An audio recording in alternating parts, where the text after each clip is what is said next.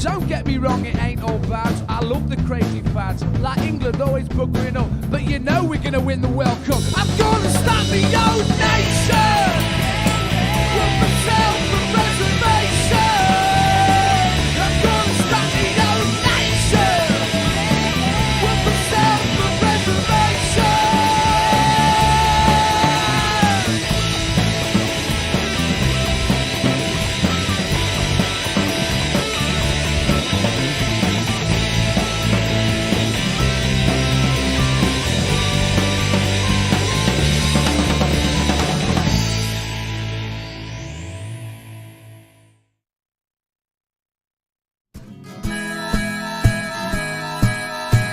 The red flag flying here. And welcome, pop pickers, to another edition of Political Unmuted. Paul, but which number is this? Did you happen to know? It's 94. 94. So we are. I thought at one point we weren't going to reach our century, but I'm sure now we'll be able to. We definitely are. On to be as old as the BBC. And the sort of, I'm just seeing some of these lovely names back on the chat. It's so lovely to see some of the old crowd again. we broke for the summer holidays, and then we were straight into the selection meeting, and we just never got started again. But now things have resolved themselves in that area. We're back online. Unfortunately, you've still got me as the chair. I'm so sorry. I keep trying to resign and they won't let me. But you've got three wonderful players of the game: Paul Daly in charge of tech and clever ideas, Neil Terry in charge of photographs and sort of real true socialism and wonderful things, and Jane Strange, our resident sort of huge brain, and sort of knows everything, does Jane. God bless you. We're looking forward to tonight's show. Thank you so very, very much. I think it's time for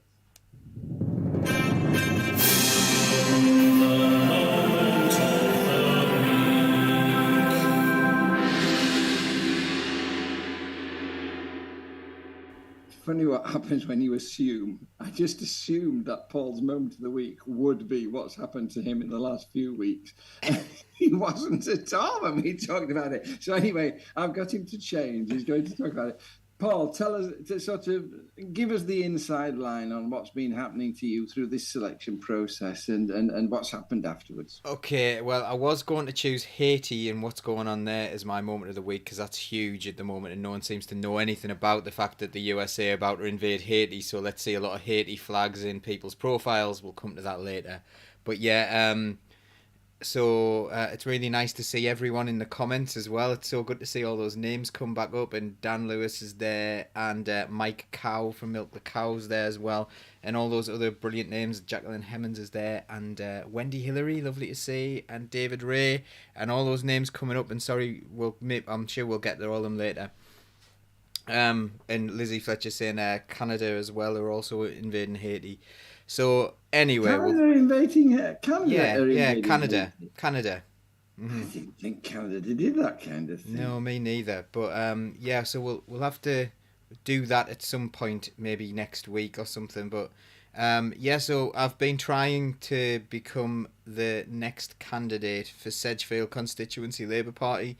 I knew it was a long shot because I knew they wouldn't like my left-wing ideals, my left-wing ideas. So we also had a long process, and it's kind of why we've been off for a little while, because we've been too busy trying to do that. So most people know I was for 5 years the chair of Sedgefield Constituency Labour Party, and I think I was popular enough with the members. I would hope I was popular enough with the members to have been given an opportunity to put myself in front of them and see about maybe being the next prospective parliamentary candidate. It wasn't something I really wanted to do for personal reasons at all. In fact, the more I thought about it, the more I didn't want to do it for personal reasons. I love being with my family. I love being at home. I don't want to live in London. I don't want to travel down there for half the week, or at best maybe even more, and then come up and miss out on my family and stuff. So this was a decision that I thought that I would be the person who would represent the membership of Sedgefield, and I would really advocate for them. It's something I've always done as a trade unionist, and it's something I've always done as a CLP chair. Like John, you'll know yourself from the meetings, I used to give the people who hated me a lot of time to tell everyone how much they hated me, and I've tried to be fair, and I tried to do the things that people would want me to do. So I wanted to be someone who could represent the members. There were a few other people who would have done that really well as well, and we also had backup plans, but no one else even got on, even though the backup plans had what were called super nominations. So if you have super nominations, which are nominations from an affiliate or a trade union, affiliate trade union or an affiliate socialist society, you're meant to be on the long list automatically.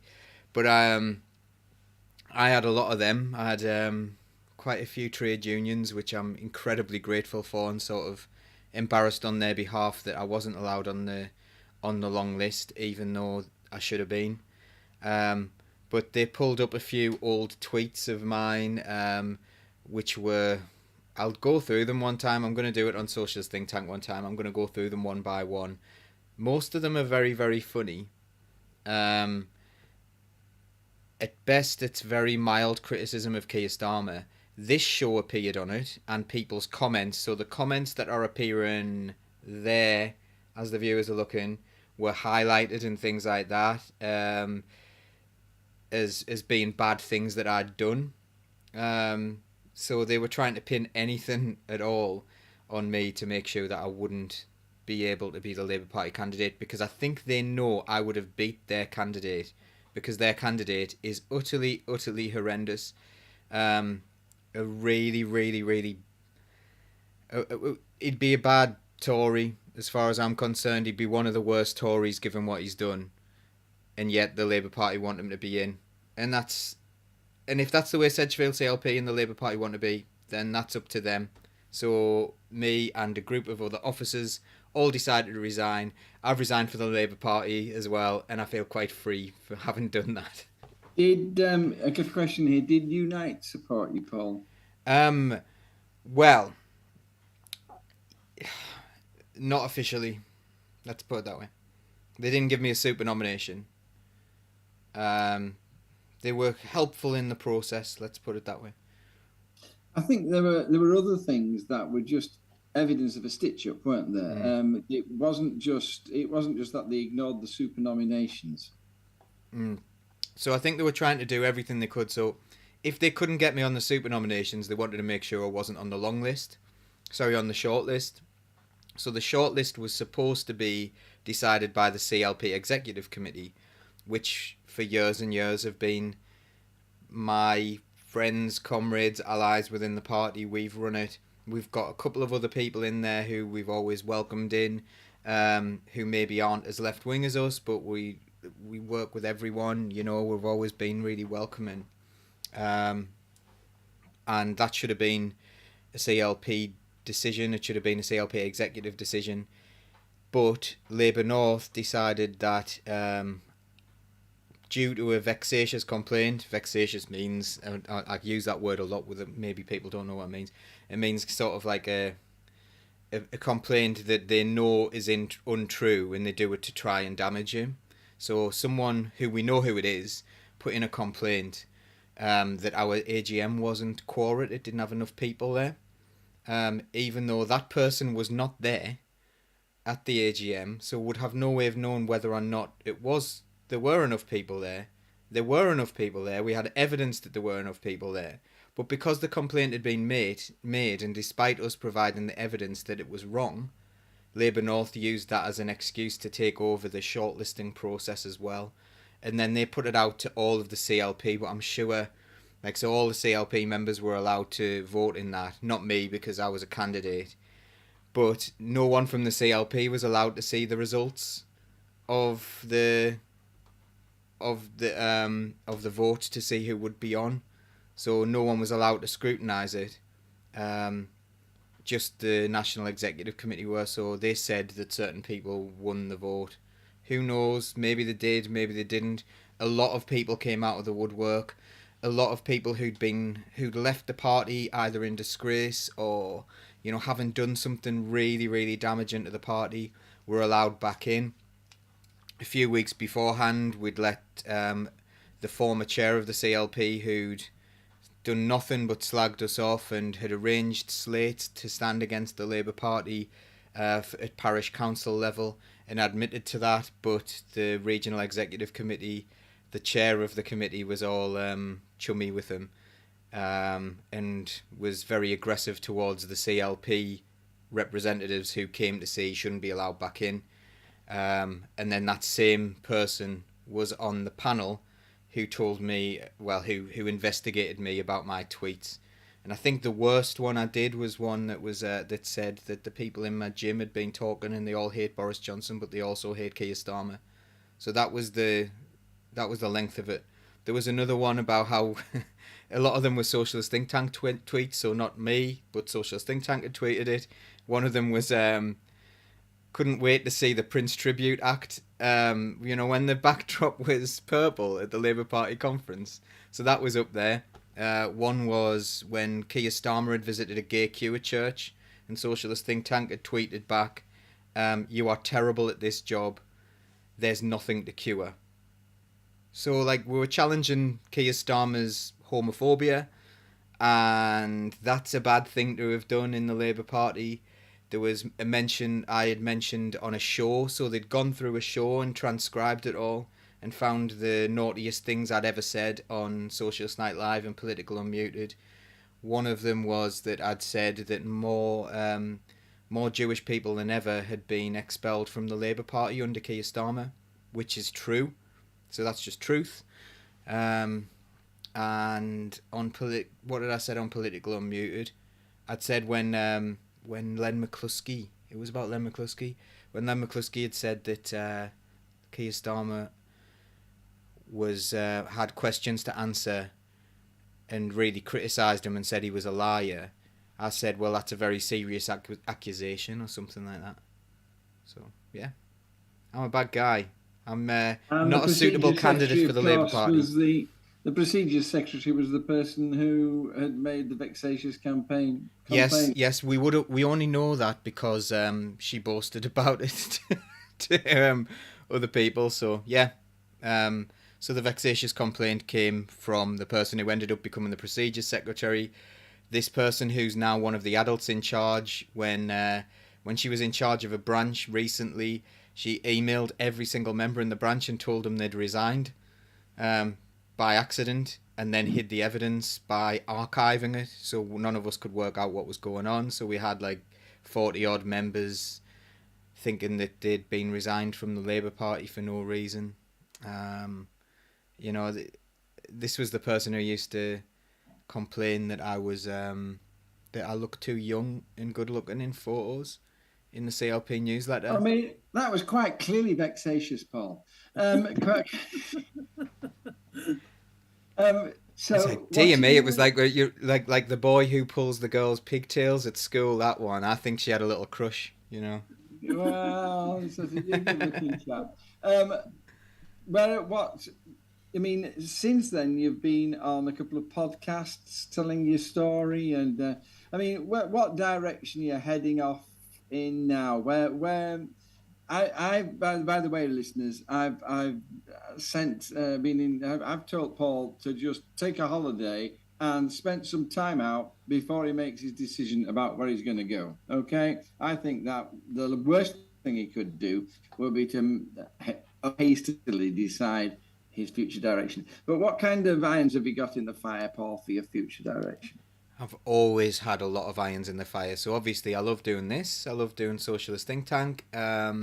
So that's something that I'd actually told them in the interview that I wouldn't have time to do if I was to become an MP, and it made me feel sad, the idea of not really doing Socialist Think Tank anymore. So it's something I really enjoy doing, so I'll do that. We've got some other little projects going on in the background. I've got community work to do. I'm in the process of setting up a community interest company with a friend of mine to try to get people fit and healthy and try to do some things there. I've helped out on another podcast. So I've kind of been busy. I'm a British cycling coach as well now. So yeah, I'm a busy person, and the Labour Party, I find the Labour Party is like a prison for left-wing people, because you have to watch what you say, you have to be careful, you have to be just maybe not yourself. So all those times I've been on the show in the past, I've never lied, I've never made something up, I've never told something that was untrue, but I have held back in my criticisms at times, because I thought, well, you know what, I owe it to the membership to give this a try and to try to win the selection so that they're represented in Parliament. If the Labour Party don't want me, then that's absolutely great for me, to be honest, because I've felt incredibly uncomfortable in my own skin for about 2 years. Ever since David Evans made it impossible to talk in meetings, I've felt incredibly awkward and uncomfortable and very, very, very unhappy within the Labour Party, but I thought it was worth trying. And now when I see like that dog pile. So I was Twitter dog pile because Luke Akehurst and his paid members of staff decided to go after me a little bit because I was embarrassing them, because telling the truth is very embarrassing for them. So when they Twitter dog piled me, I was thinking, I don't want to be near these people. I don't want anything to do with them. They are not like me. They are not doing the things. They're not in it for us. They're not in it for the reasons we are. They'll never understand the reasons we do this. We do this because we want people to have better lives. They do this because they want power and they want control. And the very, very strange thing is there's probably plenty of people out there who've got a Ukraine flag in their Twitter profile. But the nasty comments that came through were always accompanied by someone with a Ukraine flag and something like "be kind." And it was always like, the people who were saying be kind to one another and worry about one another's mental health were always the ones being really, really nasty and saying you're a narcissist, you doing this, doing that. And eventually every time I saw a Ukraine flag, I was like, oh no, there's another one coming through. And it was a bit strange, like, to be triggered by the Ukraine flag. And you think, like, you're trying, for me, it's a lot of posturing, isn't it? It's like, look at me, I support the Ukraine because I've got a flag in my bio. Look at me, I support mental health awareness because I did a tweet. And they don't care about anything at all. They just care about themselves, and I'm so glad not to be near them. There we go. Thank you so much, Paul. I'm just looking at the tweets coming through. On here, 100% support for you. And say what you like about the Labour Party. It's a free country, and this is certainly a free platform for you. And there's no point in holding back now, is there? Nothing to lose. Thank you, Paul, and I hope it hasn't been too hurtful reliving the experience. We'll be interested to see where you move on to. Moment of the week. We've got Neil and Jane. Neil, your moment of the week. Yeah, first of all, I think it's right to say absolute solidarity with Paul and the hell that he's been through. You're loved by the STT family, you know that. Yeah, I've actually got two moments of the week. One's really quick, and this weekend was the Beer and Music Festival at Keith-Worth Railway, which allows. The good thing with that from a photographer's point of view is if you exclude the beer and the music, you've got the steam trains. And the steam trains run late into the night during that event. So you get late night running of steam trains, which doesn't happen that often. And there was one train that set off on, was it Friday or Saturday night? One of the nights. And let an absolute firework of embers coming through the chimney. And I nearly ended up bald, to be honest with you, because we're still coming down very, very hot. In fact, I'm sure I've still got a bald spot. Yes. That's what caused it, is it? Right. But one that Mark Lungley is going to probably laugh at World Transformed a few weeks ago. I was constantly being compared to another photographer who was there the previous time. And apparently looks a little bit like me and apparently has similar personality to me, but it wasn't me. And we were speaking to Barry Gardner after the socialist campaign group rally, and he says, I see you every time in my video when it gets played. I'm like, which video? And so the one on fire and rehire. I'm like, okay, was it taken at Manchester? Because that's the time I saw you, was at the Tory Party conference there. And like, no, it was in Brighton last year. And I'm like, She says, no, it was a meeting here at World Transformed in Brighton last year. And I'm like, it wasn't me, I wasn't there. And they went, are you sure? I says, yeah. And another friend called Milo jumped in and said, it was that other photographer. I'm like, doppelganger. Oh. Yeah, so I got kind of I won't say troll, that's not the right word, but I got kind of like it's almost like he was in on the joke, but it wasn't, and it was actually quite amusing, and it's something that's stuck in my mind since. But yeah, the best thing of the last week was the Beer and Music Festival for late night running of steam trains. Thank you very much. love steam trains. Of course, I'm right by the North Yorkshire Moors Railway here, and Yes, and the good thing is they've just had their gala there a couple of weeks ago, right, and one of the steam trains they had there is called Sir Nigel Bresley, yeah. which has just come back from a major overhaul, and it's actually the same class as my favourite steam engines, which is the A4. So which is the same class as the Mallard, and it's still up there at the moment running about. So you're very lucky to be up at Whitby, where you get to hear that So beautiful. if you're in Whitby, pop down and just have a look at it. Yeah, it's the Mallard is the one that held the record, the speed record for a while, isn't it? It still does. It still does have the world record, 126 mile an hour. Oh, right, that's the one who beat. It was the Flying Scotsman before that, was it? And then It's believed to be, but there's another steam engine called the City of Truro, which is believed to have also had the world. hey, no. We don't want to give the Scots another reason for independence. Uh, We'll just stop No, talking at that point there. that's a Welsh one, so it's the GWR. So, but yeah, Flying Scotsman did hold the record at one point as well. But Flying Scotsman's just started its celebrations for being 100 years old, which is I believe it's February is when it turns 100. But it's just started its year-long celebrations. Thank you. Okay. For all of you who might be thinking that this is a railway enthusiasts podcast, it's actually a political podcast. Jane, we're just doing moment of the week. We talked to her, and it's been a long time since we've been away. You know, we've got lots to share. Jane, what's your moment of the week? Oh, my moment of the week was when I heard that they've reversed the energy cap that was going to last for 2 years, and they're going to hike the price again in April, and they're not going to put a windfall tax on the oil and gas companies, and people are going to freeze and starve, and I'm so sad. I'm just so sad and frightened.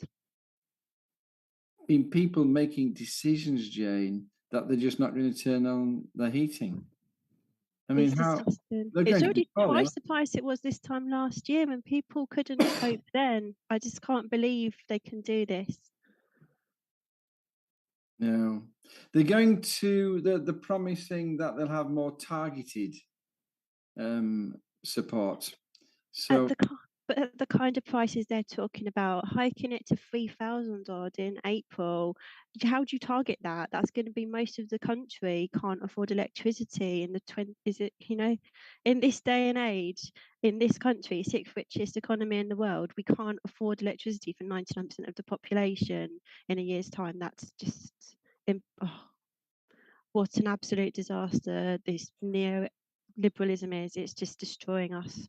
I mean, I was just thinking about this because I was thinking that, if we make our own gas, if we make extra electricity with green electricity, it makes not one jot of difference to what we pay for our electricity, because they have to sell it. There's this sort of agreement to sell everything on the world market. So we have to pay the world price anyway. And so, even if we cover the country in wind farms, it's not going to reduce our electricity. And it's all a stitch up. It's a capitalist stitch up. And we are, one of the questions I've got later on is all this just a trick to turn us back, to take us back to the oppressed peasantry, where we sort of have the feudal laws and we have to work for nothing, and we're lucky to get enough to eat. It's a do, yeah, absolutely heartbreaking.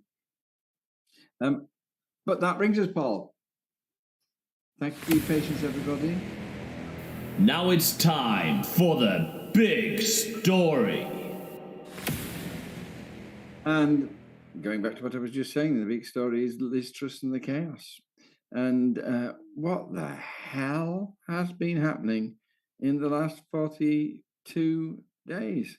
And Neil, you're off on this. There's your question, I suppose. What the hell has been happening? And more particularly, what damage has it done? Well, it's done quite a lot of damage. I mean, the very first thing she did was kill the Queen. The Queen must have had a shock that she managed to be appointed as Prime Minister. So that shut the country down for 10 days, which gave her a 10 days head start. But she very quickly lost that because she then straight after that announced the winter. Sorry, she was given 170 billion pounds to those really struggling energy companies. That I mean, how are they surviving at the moment? And she did that in order so that they would freeze the energy bills rather than taxing them and paying it that way. No, no, no. She gave them the money so that they keep all of their profits. I mean, as Paul always says, it's socialism for them and capitalism for us, and that's exactly what it is. Then straight after that, we had the so-called mini budget, where none of the normal rules of a budget was followed, such as offering it to the OBR for them to look at. That then crashed the economy with the pound hit the floor. Mortgages were taken off. Thousands of mortgages were taken off the markets. Mortgage rates went up.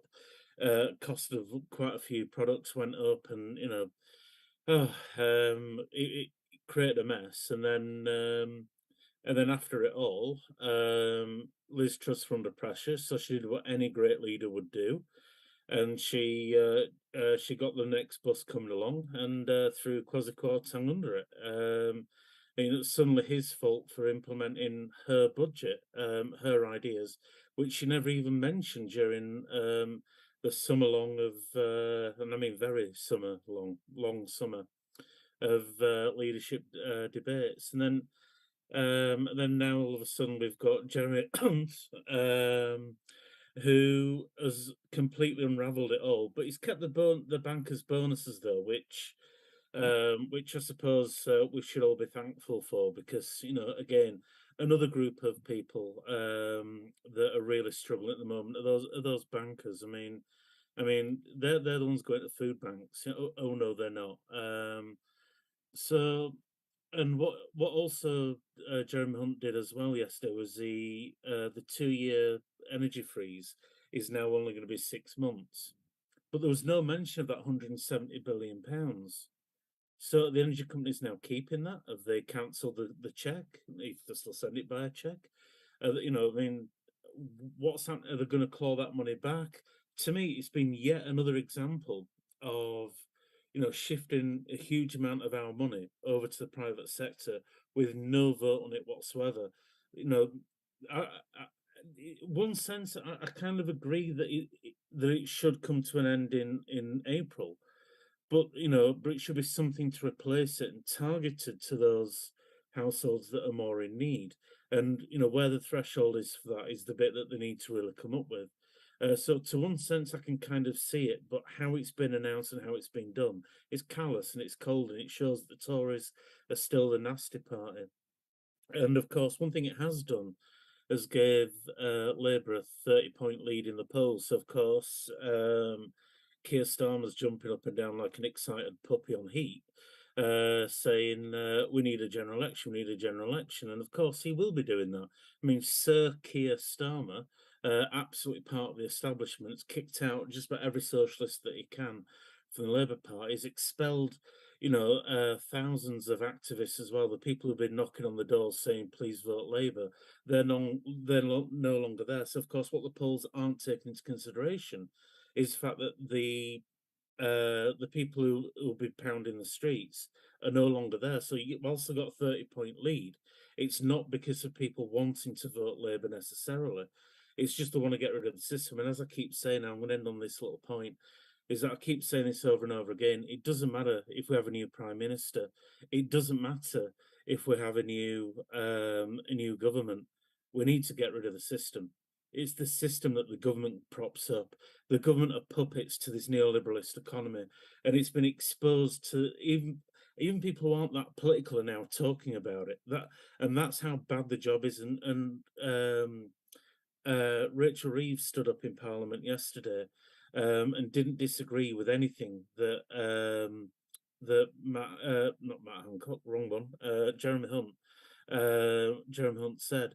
All she said is it shouldn't have been done that way. That's all she said. So the both sides of the same coin. So Liz Truss has done a great job at exposing how corrupt, how bad, and how rotten the system is from the core. And she's managed to do that in 42 days. And, I mean, it's like what Joe Solo says. You've got to be incredibly inept. You've got to be incredibly inept to make Boris Johnson look like a safe pair of hands. Yeah. I mean, coming back to what Rachel Reeves said, I was at the Regional Labour Party conference this weekend, and the word was there with the Labour is the party of the country. Well, they've certainly got a Sort country of leading it, haven't they? not of its membership, and sort of they were warning us of that basically they're not going to change anything. They're going to carry on with austerity. They're going to carry on with the cuts. They're going to play the game. Just one last thing. I'm sorry. I realise that Paul and Jane will be desperate to come in, but just one last thing before you go. Does this not prove, however, Paul, Neil, like Greece found, like Venezuela found, that if you don't play the game the way the international markets want, the international markets destroy you? Is there an argument that if we'd have elected Jeremy Corbyn, then they would have moved against Jeremy Corbyn in the same way that the markets moved against Liz Truss, and he would have been forced to back off? I mean, I suppose what I'm asking you, is there any hope of standing up to the international markets, to international capitalism? That's a great question. The reality is, I was speaking to someone this weekend about the trade union movement, and in the UK we're very secular in our trade union movement. We think of just of us, of our struggles here in the UK, and we don't think about the struggles.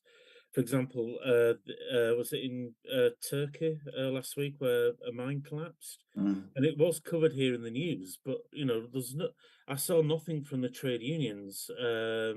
Now, I'm not saying they didn't do or say anything. I'm saying I didn't see it, anything that trade unions did. And we need to really get back to understanding that, the working classes around the world, it's not just here in the UK. We have to think exactly like what the international markets do. They work collaboratively. They work in solidarity with each other. We have to do the same. And is it possible to stand up to it? I think if enough of us got together, we can potentially overthrow the system, but it's never been really tested that much, because normally what happens is you then have a bit of a coup, and then a centre right or a right wing government then comes in to then undo whatever good the left government did that was overthrown. But of course, let's not forget the Daily Mail told us if we vote for Jeremy Corbyn, we'll go back to the 1970s. We'll have where in the 1970s was there not power cuts? Were there not many strikes? Were there not a Tory government in charge for at least some of it? And of course, Edward Heath famously went to the country, said, "Who runs the country? You or trade unions?" And I'm going to cut in there, Neil. Paul, what were you wanting to say? I know the answer to this, and I really, really do. So, what happened was, when Liz Truss did what she did, no one's talking about this. The markets reacted really, really badly, because when you give money to rich people, it is known that a third of that money will end up in foreign markets. Okay, so that is known by the market. So they'll know that other currencies will benefit from giving our pounds to rich people. So when rich people put their money overseas, whether that's in investments overseas or whether that's in tax havens or whatever, markets are going to go, well, actually, your currency is now worth less because we know you're going to make the other currency increase in value. That's what happened. If they'd said, we're going to give more pounds to poorer people who are going to spend that money locally, markets would go, do you know what? Britain's now a rich country because the poorer people are rich and the poorer people spend that money.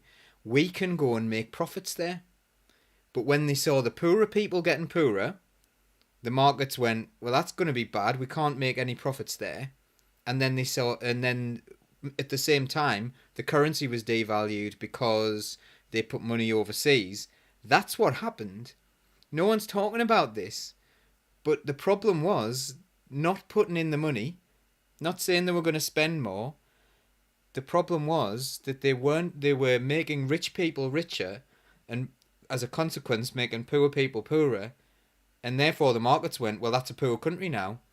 And I know from someone who works in the market, he has completely different political views from me, but I know that they were extremely close this week to declaring the UK a developing economy.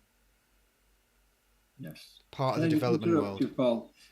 Just some fantastic comments. One, we're going to have buffer zones around abortion clinics. Absolute wonderful news. Thank you to the people who brought that up.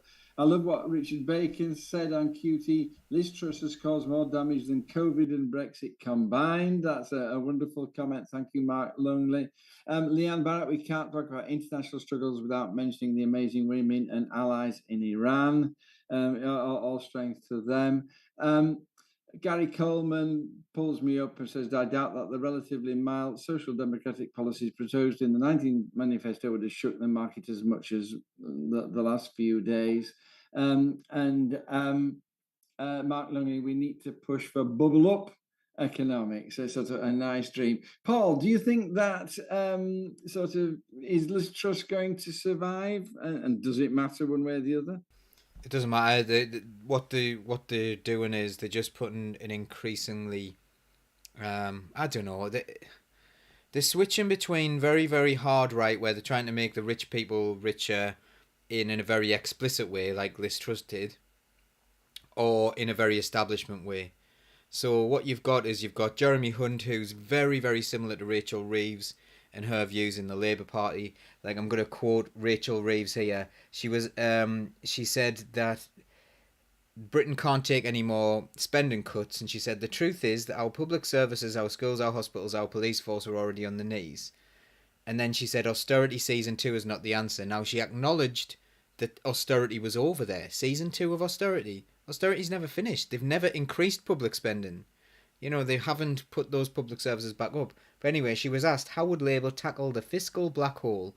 And rather than say, that's not the way money works, we need to give people money and then the economy will grow because the money will circulate within the economy and what have you, and it'll attract investment from overseas because they know that they can make profit from us because our people are rich. Instead of that, she said that she would get a grip on government spending.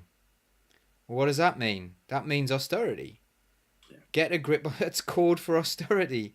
So she's saying we're not going to do an austerity. Instead of doing an austerity, we're going to do an austerity.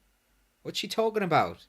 It's nonsense. And Jeremy Hunt's in the same box. So you've got people all speaking in this ridiculous way about national economics. And it's just because it's been what they've been told at the same universities and things like that. But it's proven time and again that it doesn't work. It's an absolute nonsense. So, you know, it really doesn't matter whether Truss survives or not. We're in a real problematic situation. And I don't think Labour getting in will change that. I think Labour is the party of the status quo.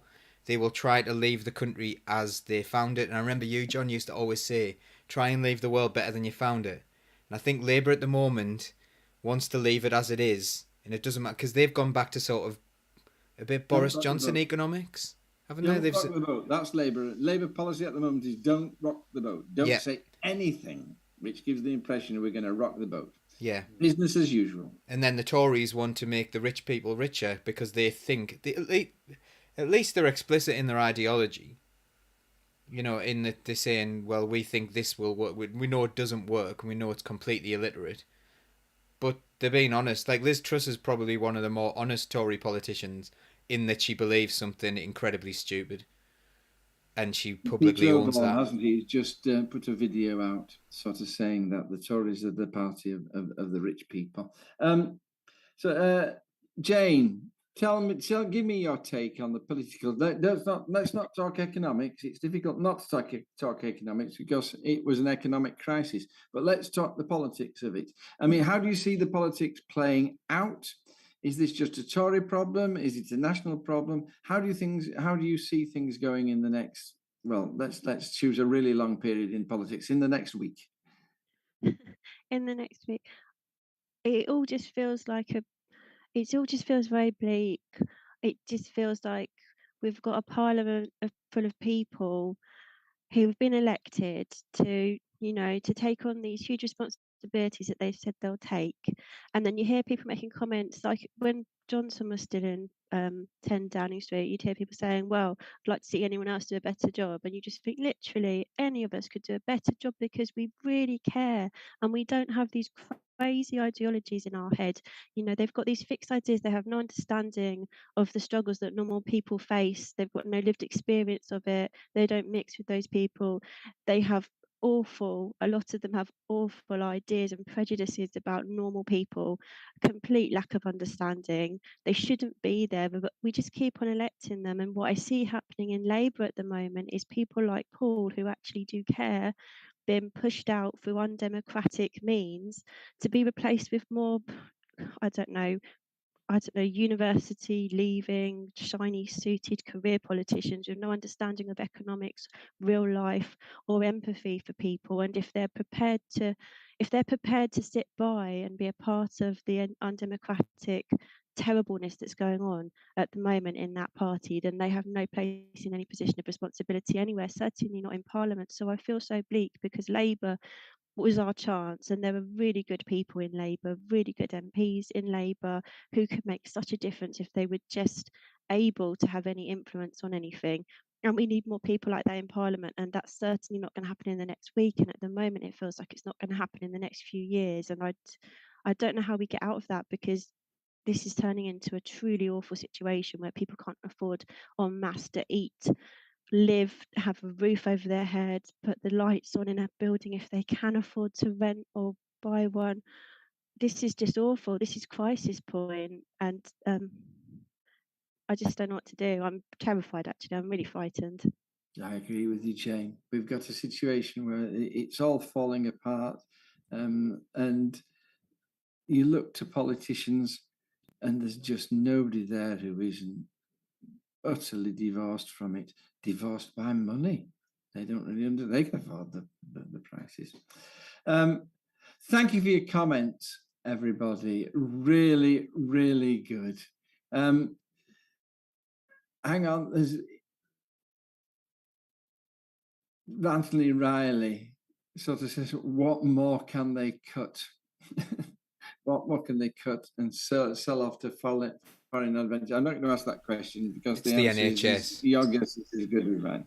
The answer is the NHS, and watch Milk the Cow from today on Cow Daily about that and Wes Streeton's involvement in the investment that he's got, the donations that he's got from a hedge fund donor who has massive interests in the American healthcare system and previous dubious interests in Russian gas, I believe.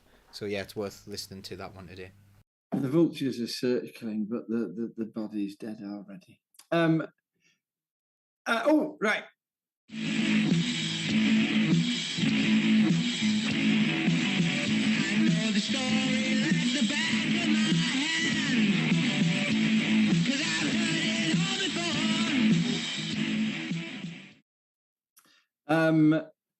Well, people, quarter of an hour at most. Was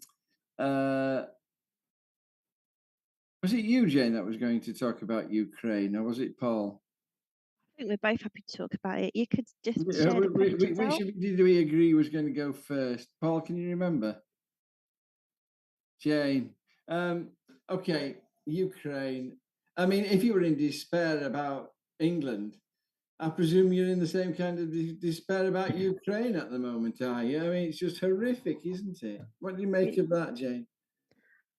Oh, it's just so sad, isn't it? The world feels like such a bleak place at the moment, and it just feels like things have escalated so much just in the last few weeks in the Ukraine, to a point where you just think this has gone so far that I can't see Putin backing down now. I really can't see him backing down. And this is just going to go on, and so many people's lives have already been destroyed. I don't know what we can do about it. It's awful. That's a hopeless thing to say. Sorry, I can't really give you very much there, because it's just also terrible what's happening. I mean, do you see? I mean, I tend to agree. The question is there any way out? I mean, logically speaking, there must be a way to negotiate, but I think Putin's increasingly unlikely to negotiate and back down. And you know, why should the Ukraine back down and hand over their their country and their people and their homes to an invading power who's marched in and murdered people? It's not right. So I don't know how. I don't think we can see another situation like we did previously with the Minsk agreement. I don't really see that that's possible. I think it's gone too far. I think potentially earlier on in this year, maybe there could have been something negotiated. Maybe if there'd been a bit more international support for a negotiation, rather than the quite belligerent attitude I felt of countries outside of the Ukraine, who won't face the consequences that the Ukraine is going to face for this being such an ongoing tragedy. I mean, what it reminds me of is that 1984, where you got Eurasia and East Asia and Oceania just at an everlasting war. Yeah. I mean, we've reached a point where the West can't let Ukraine fall now. And yet, you sort of, the more that it looks like Ukraine might win, the more Russia's doing to destroy the whole of the Ukraine. It's just. I mean, he's taken out what percentage of their electricity power stations now? It's just everlasting war. Is there any hope, Paul? Sort of, is there any way out? There's always hope. Hope lies with the people. I often think of the time in 1917 when there was an uprising in Russia, and the women actually went out on strike and caused the revolution. And the word got to the front line, where the Russians were fighting on the front line in World War One, and instead of continuing to fight, they realised that the people who'd been forcing them to fight no longer had that power to do that, so they embraced their working class German enemy as brothers and went home. I mean, that, Paul, is the saddest thing. That, I mean, all the messages coming from the front line is that the rank and file Russians who are now being dragooned and sent there haven't got the right materials, they haven't got good weapons, they're just, and they're utterly, it's like the First World War, they have no experience, and they are just fodder for a very experienced and expert Ukraine army. I mean, they must be dying like flies, and it is just so tragic. But how? I mean, when you see the way that Putin clamps down on any kind of dissent, and when they go and talk to people in Russia, I don't see Putin falling for some time now. Do you not? No, it's not just about Putin. It's like Putin is an absolute maniac, and he has certain views and so on that are very, well, abhorrent, and he's behaved in an abhorrent manner. But he is not the only person who can bring this to an end. Every single war in history that has ended with negotiations. Just get to the negotiations now. Just do it. Just do everything they can to get a negotiation. A lot of the time that involves changing language around things. There've been a lot of people who've been very much along the lines of, look at me, I'm a hero, I want to go, and at the beginning of this, I had loads of people telling me they were going to go and fight for Ukraine, They didn't. It was just like this big machismo thing, and maybe put the women in charge again. Let's do that. Let's put women in charge of Ukraine and Russia, and we'll just the men can just have a boxing match or something, or go and have a game of football, something that's Fight Club. more appropriate for our intellect, you know. Put that Ardern woman in charge of the world, in charge of a world government. Do you? I mean, how much do you blame America, Paul, for this? Do you sort of? I mean, I mean, the media are blaming Russia 100%. But sort of when you read Twitter and you go looking along the left, there's many people who are prepared to blame America for it all. I mean, how do you apportion blame for yourself? I'm allowed to criticise NATO now, as I'm not a Labour Party member. I believe that if you look at the NATO bases that surround Russia and the NATO bases that surround Iran, any sensible person who looks at those and looks at the lack of Iranian bases surrounding the USA or Russian bases surrounding Europe, for example, it does look like one side is the aggressor. Now, whether or not that's true, that's how it looks. So NATO may have the most wonderful intentions. They may only have those bases there in order to keep the peace or whatever they think that means. For me, I think that a lot of this is to do with selling weapons and having an eternal war where you can keep on, fighting, and that doesn't excuse, that never excuses an invasion.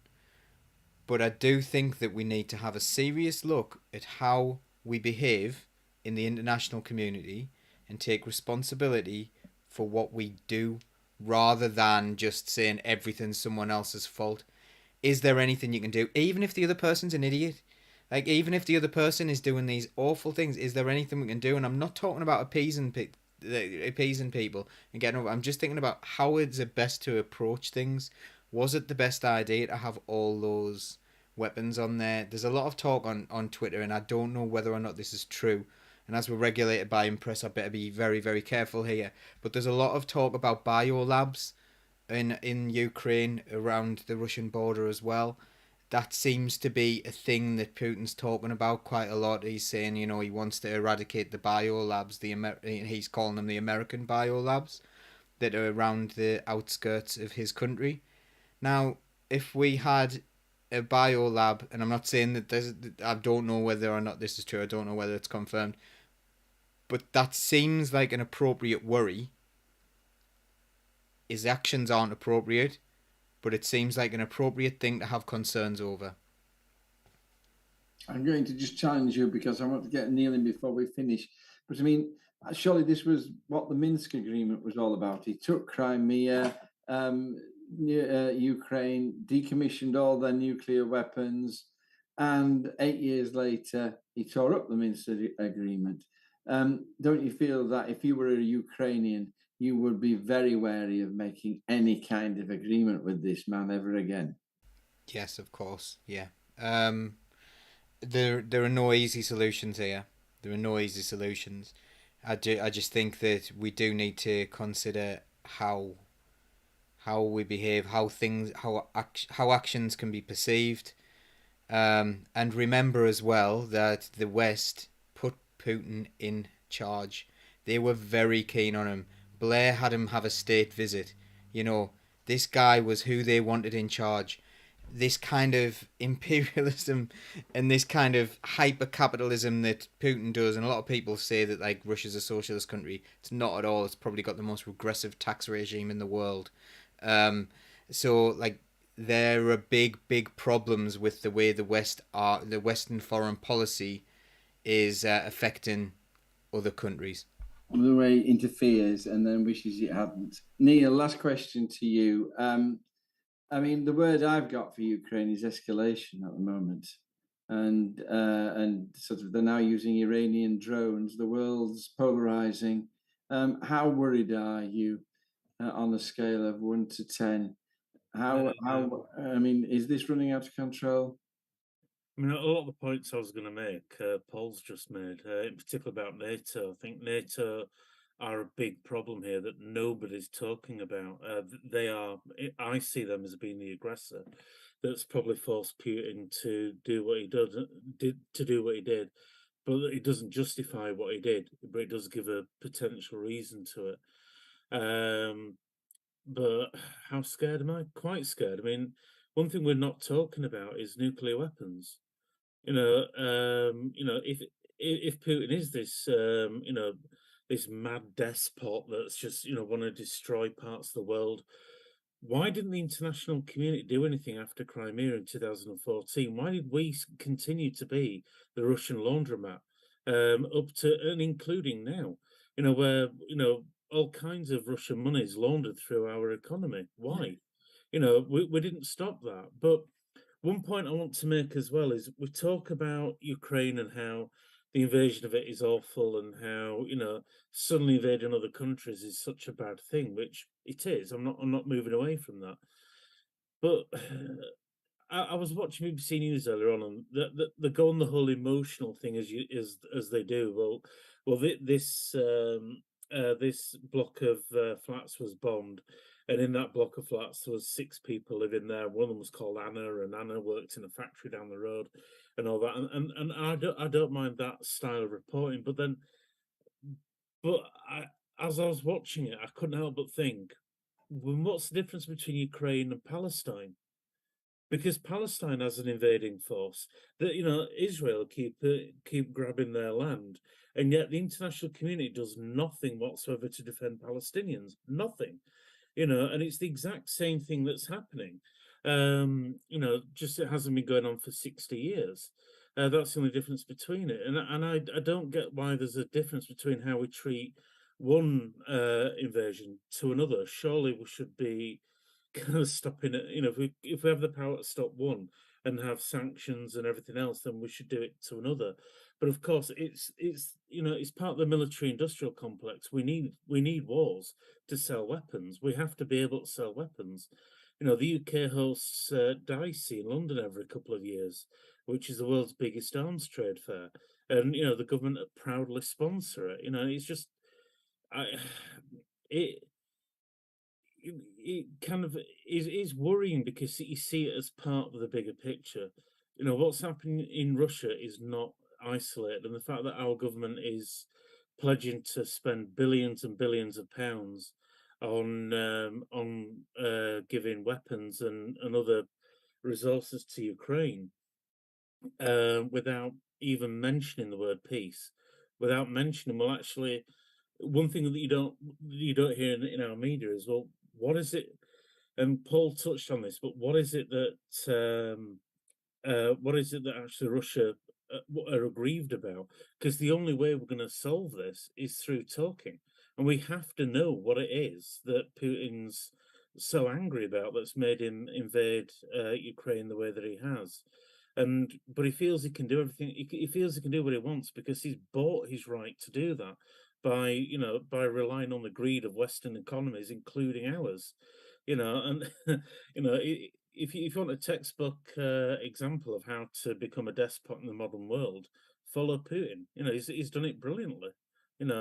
Much to the disgrace of our economy. We could have stopped him years ago, and we didn't. Thank you so much. Absolutely true. All of that. And it's all very worrying. I stand with Jane on this because we're powerless before it all. That's it, everybody. My golly, doesn't the time go quickly when you're enjoying yourself? Thank you to all those lovely people who've been commenting. Your comments are just so good, and the debates you've been getting into and the way you've been supporting each other. Not a crossword spoken, just absolutely perfect. Thank you so very much. Thank you for coming in, and hopefully, will you please come back next week and bring a friend? And there'll be a team here. I don't know whether it'll be the same team as this week, but nevertheless, there'll be a team here discussing some of the issues. One of the issues we didn't get around to today was the Al Jazeera documentaries, the 4-part series. I want to talk about that, and so that'll be the big story next week and what it means for the Labour Party. So thank you, Paul. Thanks. Thank you, Neil. Thank you. Wonderful to see you. And thank you, Jane. Thank you. Little squeaks of despair from Jane. And Paul's going to play us out. Thank you very much. See you next week. God bless. Yeah, so I'm just going to say that can you do all the things that we like you to do, which is become a member of Socialist Think Tank, donate if you can, and you can do that by going to socialistthinktank.com. Follow us on all of our socials because it really, really helps. Watch us on YouTube. If we have any clips or anything like that, please do them. Support your postie, as Neil's showing at the moment on the screen there. He's holding up a support your postie thing, which is massive.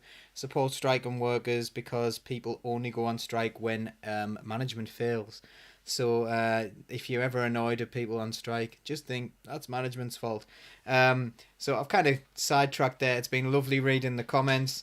Thank you to Dan earlier on, who was saying that I was looking really jacked. So yeah, that was good. I enjoyed that comment. And it's been lovely seeing you all. Sorry if I haven't mentioned your comment throughout the show. There have been so many incredibly good ones, and it's been lovely. And I suppose that bit at the start, which was very based on me, all the lovely comments that have come in is just it really does mean an incredible amount. So thank you very, very much. And we will see you all next week, I hope. Take care.